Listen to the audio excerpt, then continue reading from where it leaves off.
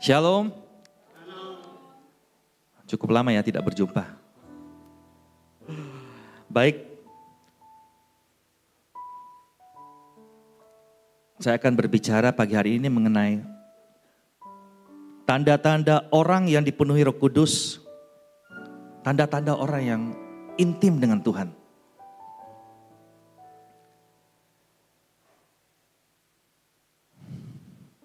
Slide-nya. Oke. Saudara, mungkin saudara berkata di dalam doa saudara tadi, tapi saya ini kekurang, saya nggak punya, masih kurang ini, makanan saya di rumah itu sudah tinggal sedikit, nggak cukup lagi. Saya mau kasih tahu kepada saudara, kekayaan saudara itu tidak saudara bawa pada waktu saudara mati. Kekayaan saudara itu cuma bonus. Harta saudara tanpa Yesus itu tidak ada gunanya saudara. Tetapi harta saudara ada Yesus. Itu luar biasa. Ada amin. Apakah hartamu itu cuma 5 roti dan 2 ikan? Saya mau kasih tahu kepada saudara. Di luar hadirat Tuhan. Tanpa Tuhan, 5 roti dan 2 ikan, engkau miskin. Tetapi bersama dengan Tuhan, 5 roti dan 2 ikan. Hasilnya apa saudara? Saudara sudah baca perumpamaannya? 5 roti dan 2 ikan? Hasilnya apa? Sisanya apa? 12 bakul. Saya tidak mengajak saudara fokus kepada berkatnya. Tetapi fokus kepada Yesusnya. Yang saya mau tekankan di sini. Apapun yang ada pada engkau hari ini.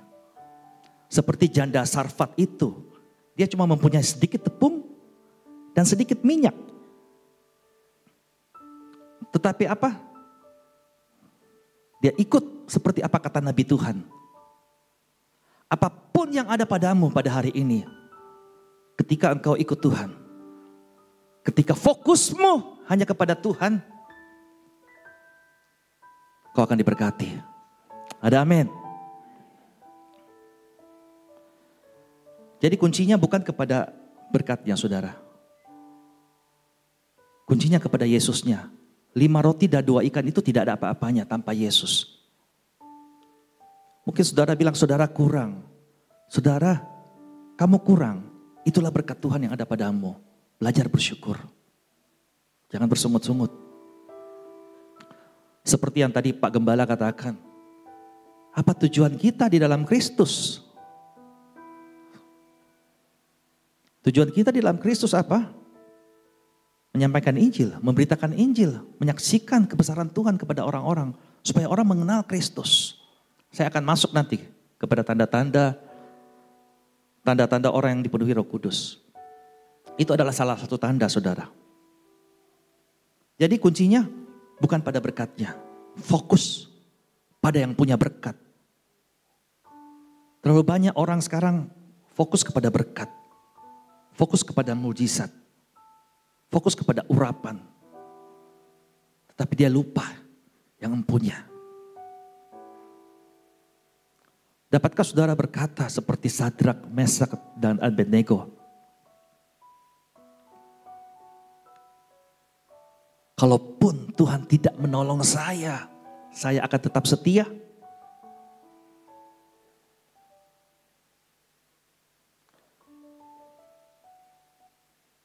Tuhan berfirman kepada orang Lewi apa saudara? Di dalam perjanjian lama. Tuhanlah milik pusakamu. Itu jauh lebih berarti.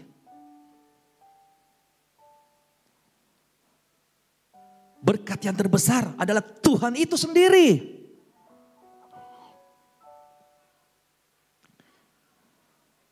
Jadi jangan takut, jangan khawatir. Arahkan pandanganmu kepada Yesus. Engkau tidak meminta sekalipun, Tuhan tahu. Dia menyediakan dan dia sudah menyediakan. Fokus kepada Tuhan saja. Ada amin saudara? Jadi jangan khawatir. Hari ini orang kalau baca YouTube tambah khawatir. Saya juga kadang-kadang kalau baca YouTube. Kok baca YouTube? Lihat YouTube saudara. Itu khawatir. Saya kadang-kadang kalau di rumah itu lagi makan malam. Saya lihat YouTube. Tangan saya itu klik perang Rusia Ukraina. Tapi tambah didengar, tambah khawatir. Roh Kudus mengatakan kepada saya di dalam hati waktu saya nonton itu terus, udah jangan lihat itu. Gak usah pikir hal-hal daging. Apalagi yang heboh sekarang apa saudara? Wah, Pak Gembala tahu rupanya. Tentang Ferdi Sambo lah, tentang COVID lah. COVID udah lewat ya mungkin ya. Kalau orang kena COVID, saudara tahu kan gejalanya, saudara tahu tanda-tandanya. Saudara tahu dia flu, demam, pilek, apalagi macam-macam lah. Tetapi kalau tanda-tanda orang dipenuhi Roh Kudus, tanda-tanda orang yang intim dengan Tuhan, saudara tahu enggak? Saudara harus tahu itu. Dan mari kita masuk lebih lagi dalam hadirat Tuhan. Harus lebih intim dengan Tuhan saudara. Saya mengatakan harus, itu bukan dari usaha saudara. Tetapi dari Roh Kudus yang bekerja di dalam saudara. Yang membawa saudara masuk ke dalam hadirat Tuhan. Karena saudara tidak akan bisa setia. Bukan saudara yang memilih Tuhan, tetapi Tuhan yang memilih saudara. Ada amin. Selanjutnya. Ada 3 hal pada perubahan yang paling awal. Ada 3 tanda ketika orang terima Roh Kudus. Ketika orang intim dengan Tuhan. Telinga, mata, mulut rohani orang yang intim dengan Tuhan dipenuh. Orang yang telinga, mata dan mulut rohani orang yang intim dengan Tuhan atau dipenuhi Roh Kudus itu dibukakan. Slide selanjutnya. Yang pertama, telinga dan mata rohani dibukakan. Artinya apa saudara? Artinya mereka mengenal suara Tuhan. Mereka melihat apa yang Tuhan lihat. Orang yang mengenal suara Tuhan, dia tahu panggilannya di dalam Kristus. Kita buka di dalam Kisah Rasul 2. Mari kita baca sama-sama.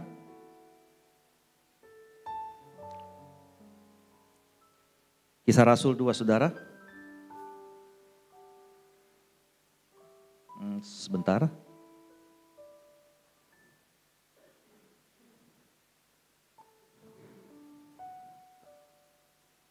Sudah? Dari ayat 1 aja kita baca. Kisah Rasul 2 ayat 1. Ketika tiba hari Pentakosta, semua orang percaya berkumpul di satu tempat. Tiba-tiba turunlah dari langit suatu bunyi seperti tiupan angin yang keras yang memenuhi seluruh rumah di mana mereka duduk. Saya stop dulu di sini. Ketika tiba hari Pentakosta, orang-orang percaya itu berkumpul di satu tempat. Tiba-tiba turunlah dari langit suatu bunyi. Ketika Roh Kudus turun, yang terjadi apa saudara? Bukan langsung kiara-bara-barabat. Enggak. Ketika Roh Kudus turun, waktu roh yang lemah lembut itu turun, mereka mendengar. Telinga rohaninya dibukakan. Bahasa roh adalah satu tanda. Ini yang paling awal, ketika roh itu turun. Ketika Roh Kudus itu ada di dalam batin saudara, roh itu akan berbicara kepada saudara. Saudara tahu panggilan saudara. Telinga rohani mereka dibukakan. Turunlah dari langit suatu bunyi seperti tiupan angin keras yang memenuhi seluruh rumah di mana mereka duduk. Tetapi orang yang tidak di dalam Roh Kudus, orang yang tidak di dalam hadirat Tuhan, mereka tidak bisa merasakan itu. Mereka tidak tahu itu. Karena pada waktu hari Pentakosta itu, kan banyak orang-orang lain yang tidak berada di dalam orang-orang yang di luar rumah lah. Apakah mereka lihat api itu turun? Karena itu adalah hal yang rohani. Hanya saudara dan saya yang berada di dalam roh yang bisa mendengarkan suara itu. Ada amin. Kita buka di dalam ayatnya selanjutnya, Yohanes 10 ayat 27.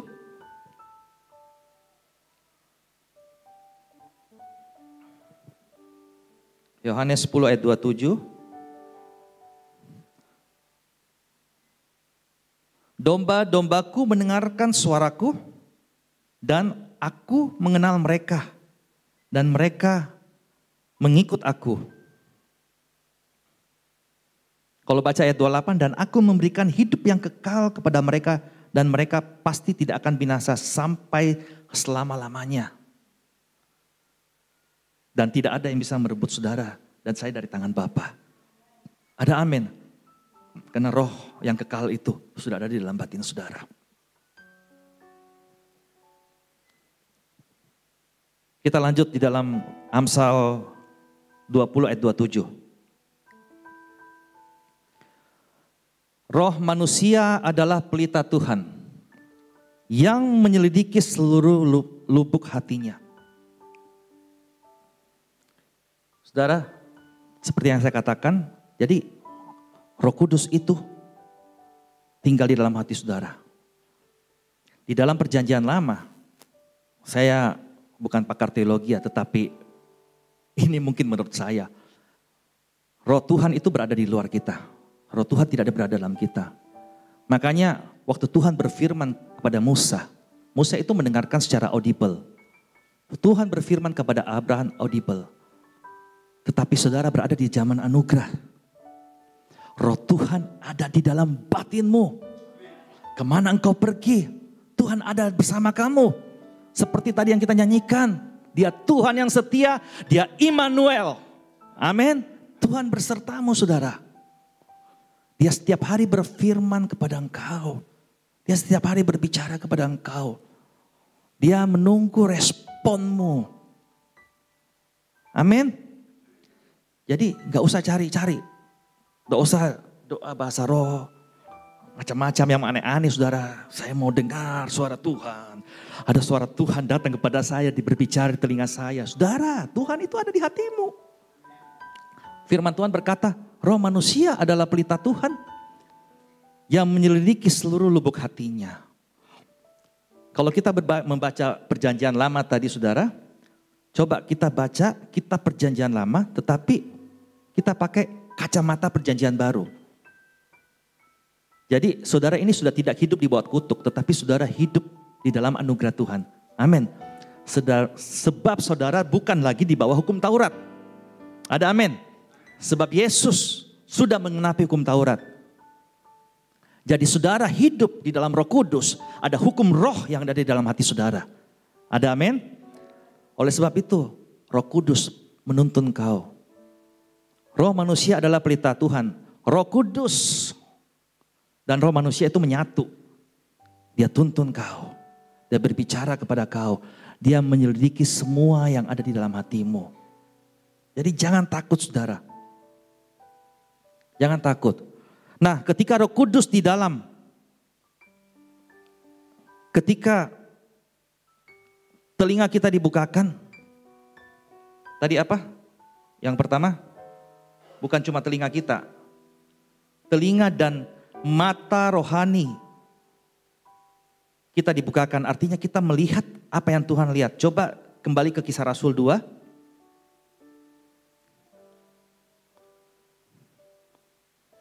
Kisah Rasul 2. Sebentar. Ayat yang ketiga. Dan tampaklah. Yang tadi, turunlah dari langit suatu bunyi, berarti mendengar. Yang kedua, matanya terbuka. Tampaklah, mereka melihat seperti lidah api yang bertebaran dan hinggap pada masing-masing mereka. Tetapi orang yang tidak di dalam Kristus, orang yang tidak dalam Roh Kudus, mereka nggak bisa melihat. Terus lanjut.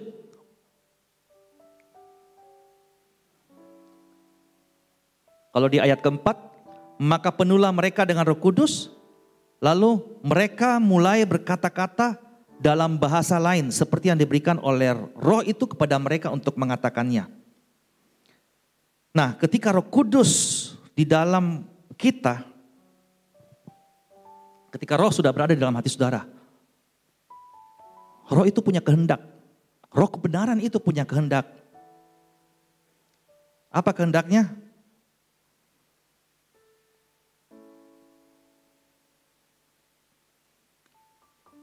Coba tadi slide-nya.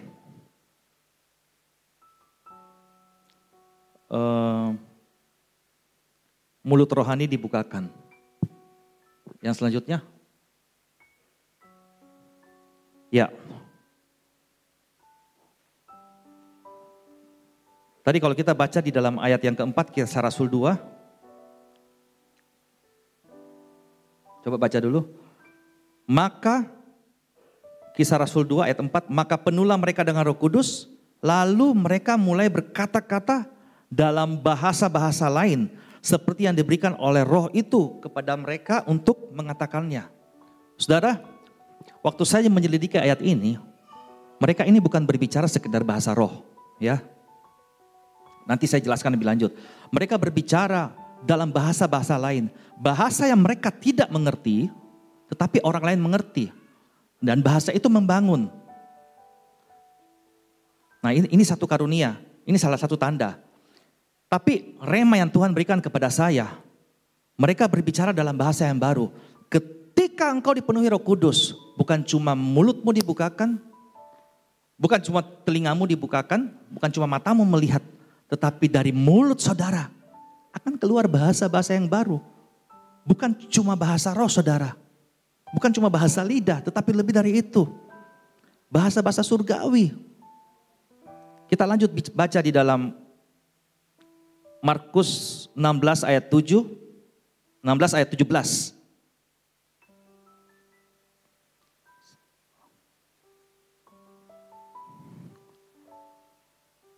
Markus 16 ayat 17. Tanda-tanda ini akan menyertai orang-orang yang percaya.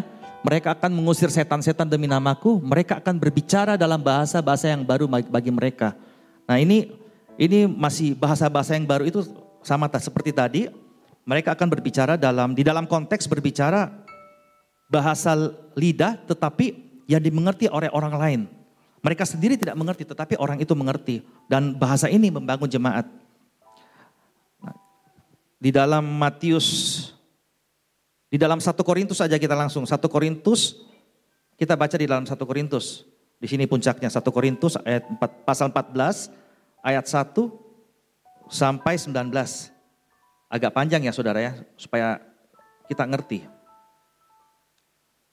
Apa yang menjadi kehendak Tuhan bagi kita. Kejarlah kasih itu dan usahakanlah dirimu memperoleh karunia-karunia roh. Terutama karunia untuk bernubuat. Jadi ketika Roh Kudus turun atas saudara, saudara bukan cuma bahasa roh saja, tetapi yang Tuhan mau, terutama karunia untuk bernubuat. Apa karunia untuk bernubuat? Karunia untuk bernubuat itu bukan cuma seorang nabi tumpahan tangan, dan saudara itu dia bernubuat, bukan. Ketika Roh Kudus ada di dalam saudara, ada bahasa yang baru yang lahir dari roh. Ada rema yang keluar ketika saudara melihat jiwa yang hilang. Saudara menginjil orang itu, saudara bersaksi kepada orang itu. Itulah bahasa yang baru untuk saudara. Saudara tidak lagi berbicara tentang hal-hal dunia. Saudara tidak lagi berbicara, besok sinetron apa yang bagus? Besok makan apa yang enak? Ya gak ada salahnya sih bicara makan apa yang enak, film apa yang bagus. Saya mau beli mobil itu. Bahasa-bahasa itu lewat. Ada sesuatu yang baru. Ada pikiran Kristus. Saudara mengerti poin ini? Kita baca ya. Kejarlah kasih itu dan usahakanlah dirimu memperoleh karunia-karunia roh. Terutama karunia untuk bernubuat. Siapa yang berkata-kata dengan bahasa roh, tidak berkata-kata kepada manusia, tetapi kepada Tuhan. Sebab tidak ada seorang pun yang mengerti bahasanya. Oleh roh ia mengucapkan hal-hal yang rahasia. Ini bahasa roh. Tetapi siapa yang bernubuat, ia berkata-kata kepada manusia. Ia membangun, menasihati, dan menghibur. Ketika engkau mengabarkan Injil, engkau bersaksi. Orang-orang terhibur, orang-orang terbangun. Siapa yang berkata-kata dengan bahasa roh, ia membangun dirinya sendiri. Tetapi siapa yang bernubuat, ia membangun jemaat. Ketika Pak Gembala menyampaikan firman Tuhan di bawah pewahyuan Tuhan, itu sama dengan Pak Gembala bernubuat. Itu membangun jemaat. Ini yang Tuhan mau. Ketika dipenuhi Roh Kudus, saudara saling menguatkan satu dengan yang lain.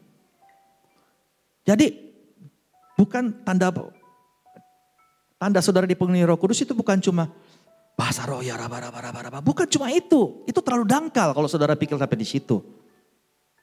Nah, aku suka supaya kamu semua berkata-kata dengan bahasa roh. Tetapi lebih daripada itu, supaya kamu bernubuat.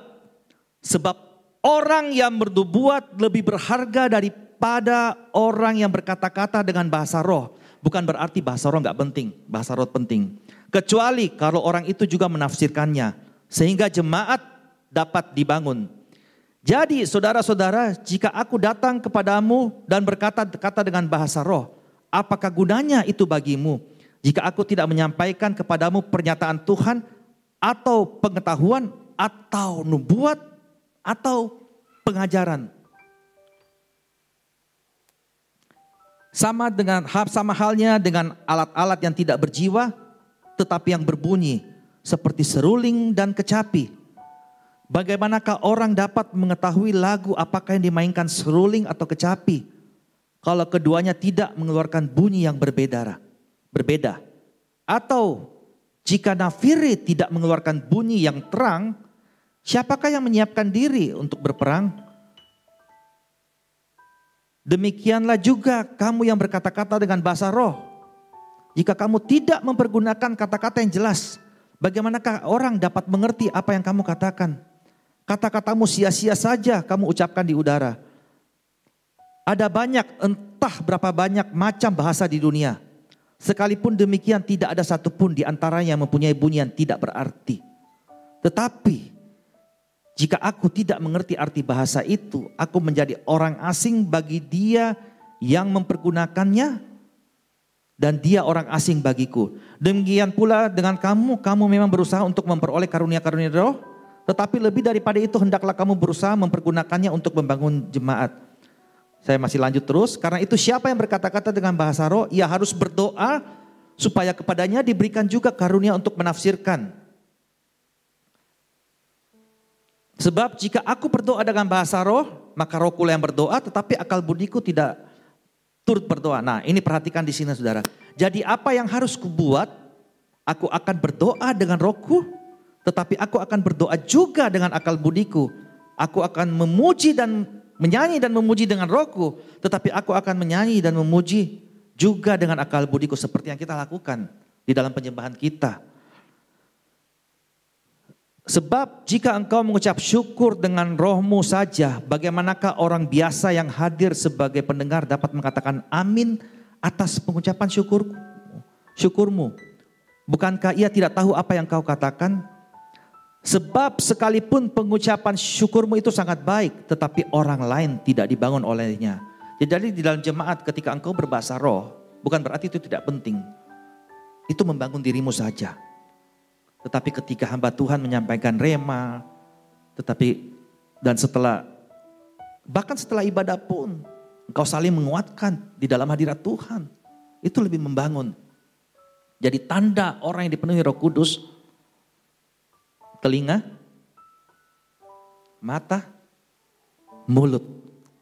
Bukan sekedar bahasa roh, tetapi ada kerinduan untuk memberitakan Injil saudara. Bahasa yang baru yang keluar. Ada amin? Berikan tepuk tangan bagi Tuhan kita Yesus Kristus. Nah, kesimpulannya di ayat 18-19 perhatikan. Aku mengucap syukur kepada Tuhan bahwa aku berkata-kata dengan bahasa roh lebih daripada kamu semua. Tetapi dalam pertemuan jemaat, aku lebih suka mengucapkan 5 kata yang dapat dimengerti untuk mengajar orang lain juga daripada beribu-ribu kata dengan bahasa roh. Berarti apa saudara yang saya tangkap di sini? Yang Tuhan kasih tahu kepada saya. Waktu engkau dipenuhi Roh Kudus, engkau bukan cuma di dalam gereja, engkau bukan cuma beribadah, terima urapan untuk dirimu sendiri, sudah itu hatimu lega, kau pulang, kau tidak berbuat apa-apa.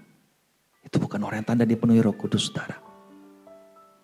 Waktu engkau dipenuhi Roh Kudus, engkau bukan cuma hanya berdoa, Tuhan berkati saya, berikan saya ini, berikan saya itu, berikan saya ini. Itu bukan tanda. Waktu engkau dipenuhi Roh Kudus, kau terima urapan Tuhan. Engkau diperbaharui oleh Tuhan, ada sesuatu yang baru yang keluar dari hatimu. Ada kerinduan. Kerinduan Tuhan itu ada di hatimu. Engkau melihat jiwa, engkau mau menyampaikan Injil. Ada amin? Itulah bahasa baru. Amin. Nah, kalau ada bahasa yang baru, ada bahasa yang baru, apa yang keluar dari mulut, berarti itu terpancar dari mana saudara? Dari hati. Dari hati. Kita lihat slide selanjutnya. Sebentar.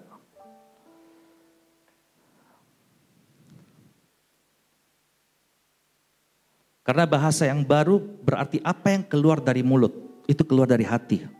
Berarti Roh Kudus menuntun roh kita untuk hidup di dalam roh.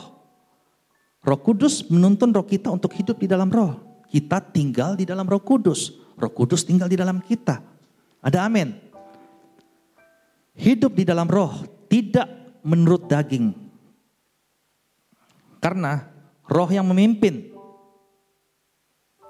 Roh yang memimpin, maksudnya jiwa kita, roh kita mengikuti kehendak Roh Kudus. Nah, ini agak panjang saudara.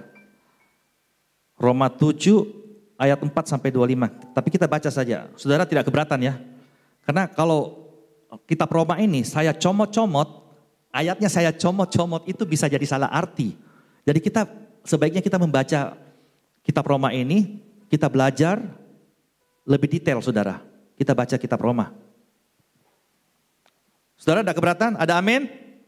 Amin. Kita baca di dalam Roma 7 ayat 4 mulai. Ayat 4 seterusnya. Sampai ke ayat berapa tadi? Ayat ke-25. Saya baca ya. Hidup di dalam roh, apa yang Tuhan mau saudara? Sebab itu saudara-saudaraku, kamu juga telah mati bagi hukum Taurat oleh tubuh Kristus. Supaya kamu menjadi milik orang lain, yaitu milik Dia, milik Kristus. Yang telah dibangkitkan dari antara orang mati, agar kita berbuah bagi Tuhan. Sebab waktu kita masih hidup di dalam daging, hawa nafsu dosa yang dirangsang oleh hukum Taurat, bekerja dalam anggota tubuh kita agar kita berbuah bagi maut. Tetapi sekarang kita telah dibebaskan dari hukum Taurat. Sebab kita telah mati bagi Dia yang mengurung kita. Sehingga kita sekarang melayani dalam keadaan baru menurut Roh Kudus. Dan bukan dalam keadaan lama menurut huruf hukum Taurat. Jika demikian, apakah yang hendak kita katakan? Apakah hukum Taurat itu dosa? Sekali-kali tidak. Sebaliknya, justru oleh hukum Taurat aku telah mengenal dosa. Karena aku juga tidak tahu apa itu keinginan. Kalau hukum Taurat tidak mengatakan jangan mengingini. Jadi begini, sebelum kita di dalam Tuhan, anggaplah saudara tidak tahu apa itu hukum Taurat. Anggaplah orang tua saudara mengajar saudara, jangan mencuri, jangan ini, jangan lakukan itu. Saudara, justru semakin saudara tahu itu hukum, tetapi ada keinginan daging yang selalu mau melawan, bertentangan dengan itu hukum. Dan kita kadang tidak berdaya. Apalagi yang lagi semarak ini kan kasus Verdi Sambo. Itu dosa apa saudara? Dosa percabulan. Kenapa mereka jatuh ke dalam situ? Ya karena mereka gak berdaya. Mereka tidak bisa menahan hawa nafsu dunia itu. Kenapa? Karena gak ada Roh Kudus di dalam. Rohnya mati. Nah, Roma 7 ini berbicara bagaimana kehidupan kita sebelum Roh Kudus ada di dalam kita. Saya lanjut ya. Tetapi dalam perintah itu, dosa mendapat kesempatan untuk membangkitkan di dalam diriku rupa-rupa keinginan. Seperti yang tadi saya katakan. Sebab tanpa hukum Taurat, dosa mati. Kalau saudara tidak tahu apa itu keinginan, maka dosa itu tidak ada. Saudara sependapat dengan saya? Amin. Dahulu aku hidup tanpa hukum Taurat. Tetapi sesudah datang perintah itu, dosa mulai hidup. Setelah kita tahu ada perintah jangan begini, jangan begini. Berbuat cabul itu dosa. Dosa itu mulai hidup. Keinginan itu dirangsang. Sebaliknya aku mati. Dan perintah yang seharusnya membawaku kepada hidup, saya mau berusaha. Ternyata bagiku justru membawa kepada kematian. Kenapa? Karena engkau tidak bisa melawan dosa dari effortmu. Engkau tidak bisa melawan dosa dari kekuatanmu sendiri. Sebab dalam perintah itu dosa mendapat kesempatan untuk menipu aku. Dan oleh perintah itu ia membunuh aku. Dan ketika engkau jatuh di dalam keinginan daging dan terus dalam keinginan daging, akhirnya kau akan menuju kepada maut dan binasa. Jadi hukum Taurat adalah kudus. Dan perintah itu juga adalah kudus, benar dan baik. Jika demikian, adakah yang baik itu menjadi kematian bagiku? Sekali-sekali tidak. Tetapi supaya nyata bahwa ia ada dalam dosa. Hukum Taurat itu ada supaya saudara tahu adanya dosa. Maka dosa mempergunakan yang baik untuk mendatangkan kematian bagiku. Ini agak bingung saudara, tapi saudara baca saja terus, baca saja berulang-ulang. Nanti pulang rumah saudara baca lagi. Supaya oleh perintah itu dosa lebih nyata lagi keadaannya sebagai dosa. Sebab kita tahu bahwa hukum Taurat adalah rohani. Tetapi aku bersifat daging terjual di bawah kuasa dosa. Sebab apa yang aku perbuat aku tidak tahu. Karena bukan apa yang aku kehendaki yang aku perbuat. Tetapi apa yang aku benci itu yang aku perbuat. Itulah yang aku perbuat. Saudara di luar Kristus, di luar Tuhan, kita itu sudah mempunyai jati diri. Kita sudah punya, sebenarnya setiap orang itu punya hal yang baik di dalam dirinya. Saudara setuju gak dengan saya? Nah, cuma tanpa Kristus kita tidak bisa melawan dosa. Kita tahu itu salah, tetapi kenapa kita berbuat? Kita tahu narkoba itu salah, tetapi kita kenapa masih pakai? Kita tahu kenapa berbuat cabul itu salah, tetapi kenapa kita lakukan? Karena engkau tidak berdaya untuk melawan itu. Ini yang firman Tuhan katakan. Kalau demikian, ayat 17, bukan lagi aku yang memperbuatnya, tetapi dosa yang ada di dalam aku. Sebab aku tahu bahwa di dalam aku, yaitu dalam aku sebagai manusia, tidak ada sesuatu yang baik. Sebab kehendak memang ada di dalam aku, tetapi bukan hal berbuat apa yang baik. Saya lanjut saja terus saudara. Saya masuk ke dalam ayat yang ke-22. Ayat ke-21. Demikianlah aku dapati hukum ini. Jika aku menghendaki berbuat apa yang baik. Apa itu saudara? Yang jahat itu ada padaku. Jadi ini ada pertarungan antara keinginan daging dengan keinginan roh saudara. Tetapi roh saudara itu tidak berdaya. Ini saya cerita dari awal dulu ya. Sebab di dalam batinku aku suka akan hukum Elohim, aku suka akan hukum Tuhan. Tetapi di dalam anggota tubuhku aku melihat hukum yang lain yang berjuang melawan hukum akal budiku dan membuat aku menjadi tawanan hukum dosa. Oleh sebab itu saudara terus-menerus terintimidasi. Nah, titik baliknya di sini saudara, titik baliknya di sini. Aku manusia celaka, Rasul Paulus berkata demikian. Jadi kita ini dengan Rasul Paulus itu sama. Kita ini manusia biasa, saudara manusia biasa, saya juga manusia biasa. Rasul Paulus mengatakan, saya ini manusia celaka. Siapakah yang akan melepaskan aku dari tubuh maut ini? Syukur kepada Tuhan. Oleh siapa saudara? Oleh Yesus Kristus, Tuhan kita. Jadi dengan akal budiku aku melayani hukum Tuhan, tetapi dengan tubuh insaniku aku melayani hukum dosa. Saudara bingung kan? Coba kita lanjut ke ayat 8, pasal 8. Demikianlah sekarang tidak ada penghukuman bagi mereka yang ada di dalam Kristus Yesus.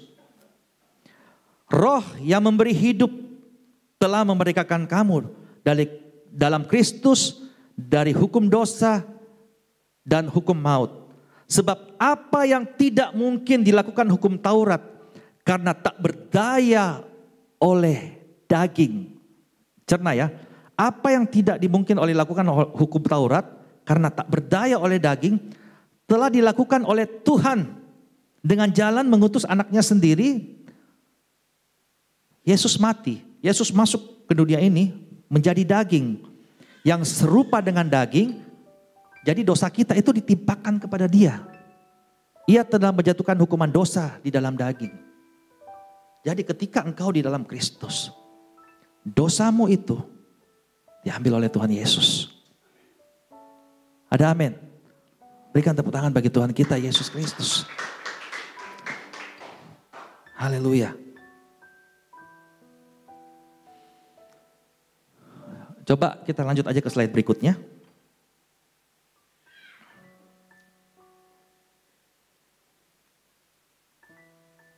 Nah, tadi saya sudah katakan titik baliknya itu di pasal 7 ayat 25. Oleh Yesus Kristus di pasal 7 tadi ayat 25. Yesuslah yang sanggup membebaskan engkau dari dosa itu.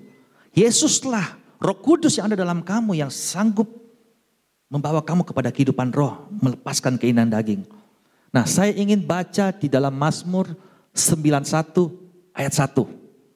Ini ayat sesuka sekali saudara. Coba kita buka ini bersama-sama. Mazmur 91 ayat 1. Orang yang duduk dalam lindungan yang maha tinggi dan bermalam dalam naungan yang maha kuasa. Lanjut lagi saudara.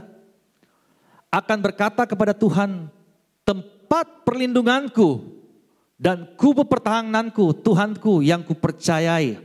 Terus lanjut, sungguh dialah yang akan melepaskan engkau dari jerat penangkat burung, dari penyakit sampar yang busuk. Dengan kepaknya ia akan menundungi engkau di bawah sayapnya. Engkau akan berlindung. Kesetiaannya ialah perisai dan pagar tembok. Cukup sampai di situ. Dengan kepaknya ia akan melindungi engkau di bawah sayapnya. Remanya yang saya dapat begini. Kita kembali ke ayat 1. Waktu saya baca ayat ini, di dalam hadirat Tuhan, Tuhan kasih tahu saya begini. Orang yang duduk dalam lindungan yang maha tinggi. Kalau bahasa aslinya di dalam King James Version, coba kembali ke slide tadi. Mazmur 91 ayat 1 berbicara mengenai kata tinggal. Itu di dalam bahasa aslinya. Coba kalau di dalam King James-nya itu pakai kata dwelleth. Nah, waktu saya ketik kata dwelleth ini di dalam Google, saya mau tahu ini artinya apa dwell. Dwell itu artinya tinggal. LAI itu terjemahannya masih kurang. Di sana katakan orang yang duduk. Tetapi arti sebenarnya itu orang yang tinggal. Dwelleth itu artinya tinggal. Tinggal apa saudara? Tinggal di dalam hadirat Tuhan. Orang yang dwelleth itu adalah orang yang alamatnya adalah hadirat Tuhan. Saudara, secara daging, secara manusia fisik, kamu punya rumah. Iya kan?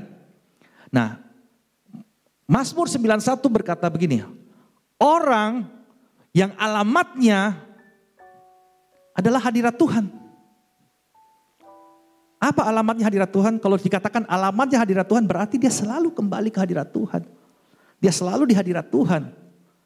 Jadi Alkitab tidak berkata orang yang keluar masuk hadirat Tuhan. Bukan cuma waktu hari Minggu engkau di gereja.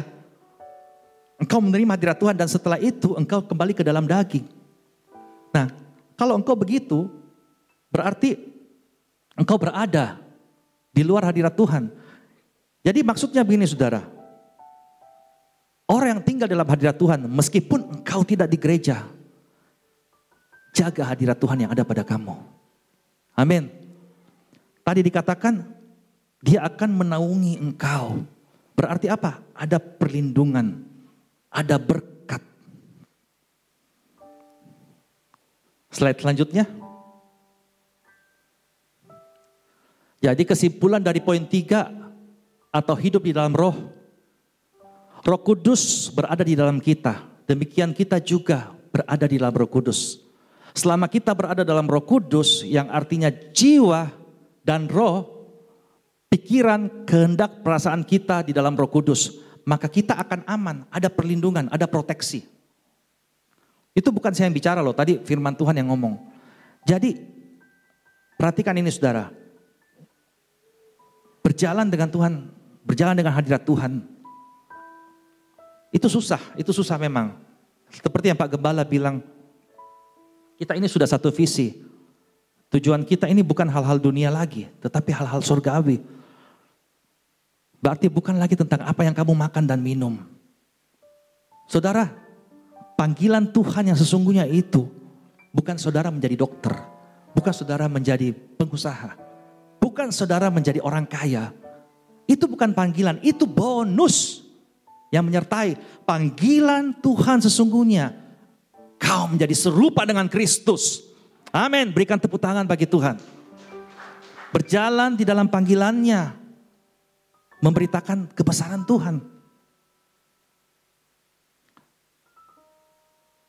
Selama kita berada dalam Roh Kudus, yang artinya jiwa dan roh, pikiran, kehendak, perasaan kita harus jaga di dalam hadirat Tuhan. Maka kita akan aman. Kita di dalam hadirat Tuhan itu bukan dari usaha kita, tetapi roh yang bekerja di dalam kita. Maka kita akan aman, maka kehendak Tuhan menjadi kehendak kita. Nah, coba baca Roma 8 ayat 28. Coba buka dalam Roma 8 ayat 28. Sama-sama kita baca. Kita tahu sekarang bahwa untuk bagi mereka yang mengasihi Dia, yaitu bagi mereka yang terpanggil sesuai dengan rencana Tuhan. Nah, jangan dulu berpindah dari situ. Kita tahu sekarang bahwa Tuhan turut bekerja dalam segala sesuatu mendatangkan kebaikan bagi mereka yang mengasihi Dia. Bagi mereka yang mengasihi, Tuhan sudah mengasihi kita. Tetapi kita dari Tuhan mengasihi kita, ada balasannya, kita mengasihi Tuhan. Dan Dia turut bekerja. Berarti apa? Ada proteksi. Nah, kalau engkau tidak mengasihi Tuhan, berarti engkau di luar Tuhan. Bukan berarti engkau tidak diselamatkan. Maksud saya, engkau di luar hadirat Tuhan. Engkau mengikuti semua keinginan dagingmu. Engkau hidup di dalam daging. Waktu engkau hidup di dalam daging, suara daging itu semakin kuat. Suara roh itu semakin kecil. Nah, itu yang membuat saudara terus jatuh di dalam masalah. Tapi bukan berarti engkau tidak diselamatkan. Engkau tetap diselamatkan. Engkau tetap diselamatkan. Tetapi masalah itu ada konsekuensinya. Engkau jatuh ke dalam masalah, engkau bisa bangkrut dan sebagainya. Kenapa? Karena engkau serakah. Engkau lari dari rumahmu, engkau berbuat cabul. Apapun yang kau lakukan itu, yang sesuai keinginan daging. Itu di luar dari rencana Tuhan. Karena engkau menjauh dari kasih-Nya. Coba slide berikutnya.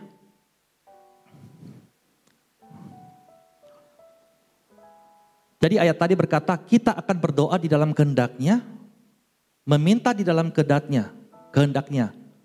Tetap ada berkat, seperti yang saya sudah katakan tadi. Ada penyertaan Tuhan, ada perkenanan Tuhan, itu otomatis. Jadi saudara, waktu saudara di dalam hadirat Tuhan, kau tidak usah lagi minta-minta sama Tuhan. Bukan berarti engkau tidak boleh meminta. Tetapi engkau tahu apa yang kau minta. Yang menyenangkan hati Tuhan. Ada amin. Slide selanjutnya. Tetapi ketika Roh Kudus di dalam kita, namun kita yang tetap hidup di dalam keinginan daging, berarti kita menjauhkan diri kita dari lingkaran perlindungan. Kita yang menjauhkan diri kita dari naungan yang Maha Kudus. Menjauhkan diri dari berkat, perkenanan, dan banyak hal lagi tentang kekayaan sorgawi. Kita yang menjauhkan diri kita dari kasih Tuhan. Jadi bukan berarti jangan salahkan Tuhan, jangan salahkan Tuhan. Sebab Yakobus berkata, engkau jatuh dalam berbagai-bagai pencobaan. Itu bukan dari Tuhan. Karena Tuhan tidak pernah mencobai. Engkau yang mengikuti. Jadi jiwamu ini, manusia di dalam kita ini, ada 3 unsur. Yang paling dalam adalah roh, jiwa, tubuh. Jiwa kita ini memilih apa mau ikut roh atau mau mengikut keinginan dunia ini, mengikut keinginan daging. Saudara diperhadapkan pada pilihan. Nah, masalah timbul ketika engkau terus mengikuti dalam keinginan daging. Makanya tetap mengikuti roh. Itu susah. Makanya dikatakan ikut Yesus. Bukan cuma senangnya saja, tetapi pikul salib. Seperti Yesus pikul salib. Apa itu pikul salib, saudara? Melawan semua keinginan-keinginan daging.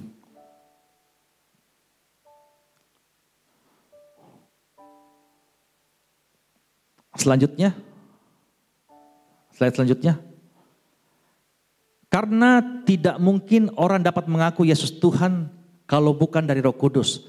Dan tidak mungkin orang mengatakan terkutuklah Yesus kalau Roh Kudus ada di dalamnya. Nah, begini. Saudara berpikir mungkin kalau saya jatuh, saya tidak diampuni lagi. Gitu. Hati-hati saudara, jangan terintimidasi. Sekali Roh Kudus di dalam engkau sudah selamat. Amin. Jangan terintimidasi. Jangan berpikir bahwa nanti Tuhan tinggalkan saya. Kita baca di dalam 1 Korintus pasal 12 ayat 3.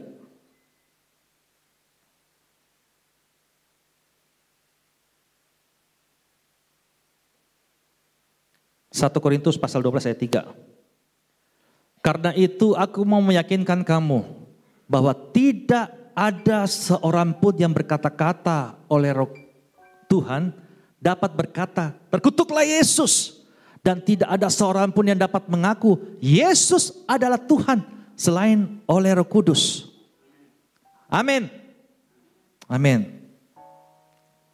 Slide berikutnya. Karena Yesus sudah mati bagi dosa-dosa kita. Dan dosa kita itu, dosa saudara dan saya itu terjadi di dalam daging. Dosa tidak menguasai roh saudara. Jadi waktu engkau diselamatkan, sekali kau diselamatkan, rohmu itu sudah selamat. Ada amin? Saudara setuju? Nah, roh kita sudah diselamatkan. Dan memang keinginan daging tidak mendapatkan tempat dalam kerajaan sorga. Slide selanjutnya. Tubuh fana kita ini tidak dapat tempat di dalam kerajaan sorga. Jadi keinginan daging dan tubuh ini, semua hartamu itu tidak ada tempat di dalam kerajaan sorga. Dan ketika kita meninggal, jiwa kita akan otomatis mengikuti roh kita. Jadi yang masuk ke surga nanti itu tinggal jiwa dan rohmu. Kau akan diubahkan dalam tubuh kemuliaan. Roh Kudus yang menuntun roh dan jiwa saudara kepada rumah Bapa di sorga. Amin. Saya selanjutnya. Jadi ubah pemikiranmu. Kita tidak hidup di zaman perjanjian lama. Kita di dalam perjanjian baru. Kita di dalam zaman anugerah. Saudara tidak hidup di bawah hukum Taurat lagi. Ada Yesus. Ada hukum roh di dalam hatimu. Jadi tidak ada lagi kutuk saudara. Tetapi waktu kau hidup dalam daging. Ada konsekuensi. Kau membunuh, kau masuk penjara. Jiwa dan rohmu diselamatkan. Tetapi tubuhmu itu tersiksa. Akibat dari hidup menuruti keinginan daging.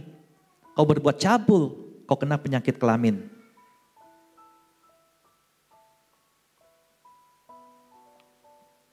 Jadi kita harus kembali seperti yang dikatakan dalam Mazmur 91. Tinggal dalam hadirat Tuhan. Ada dua lingkaran. Lingkaran roh, lingkaran daging. Engkau pilih yang mana? Engkau berada di dalam lingkaran Roh Kudus, lingkaran roh. Di situ ada berkat, ada penyertaan, ada perkenanan. Rohmu udah diselamatkan. Tapi begitu kau masuk ke dalam lingkaran daging, yang ada ini duka. Makanya dikatakan jangan mendukakan Roh Kudus. Kau akan tersiksa. Selanjutnya,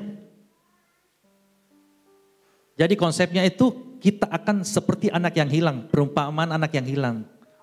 Saudara tahu itu perumpamaan, jadi konsepnya ini keselamatan itu seperti konsep anak bungsu yang pergi dari rumah bapaknya. Kita akan seperti orang yang meninggalkan rumah papa kita. Padahal di dalam rumah bapaknya, di rumah anaknya, di dalam rumah papanya itu sudah tersedia semua. Selanjutnya, jadi batin anak bungsu yang seperti dalam perumpamaan itu tersiksa.